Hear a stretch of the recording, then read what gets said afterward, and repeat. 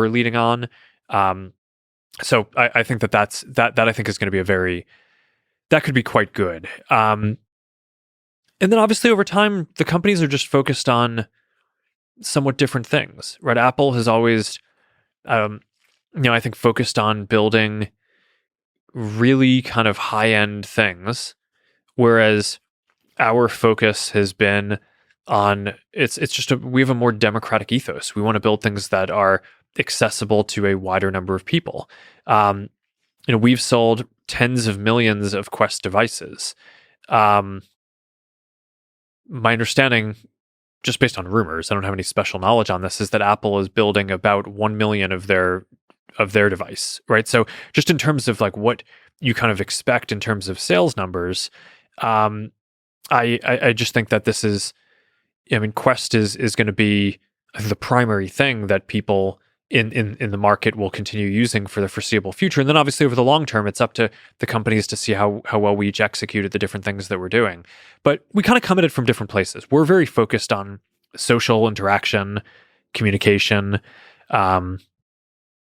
being more active, right? So there's fitness, there's gaming, there are those things.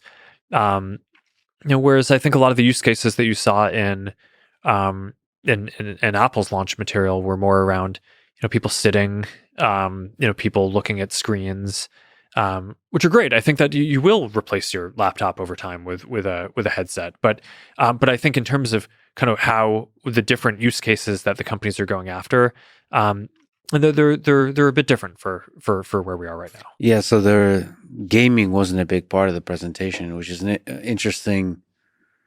It feels like mixed reality gaming is such a big part of that.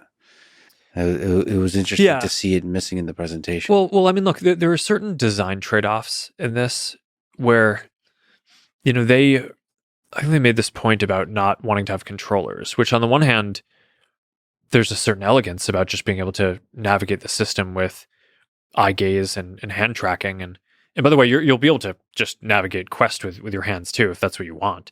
One of the things I should mention is that the capability from the cameras to with computer vision to detect certain aspects of the hand, allowing you to have a controller that doesn't have that ring thing. Yeah, the hand tracking in Quest 3 and the controller really tracking is a big step up from the last generation. And one of the demos that we have is basically an MR experience teaching you how to play piano, where it basically highlights the notes that you need to play, and it's like it's hands, it's no controllers. Mm-hmm.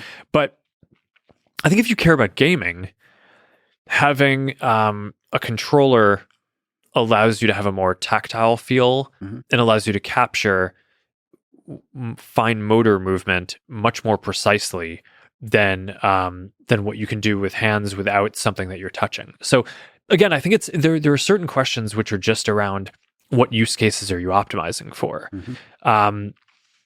I think if you want to play games, then I think then I think you want to design the system in a different way, and we're more focused on kind of social experiences, entertainment experiences.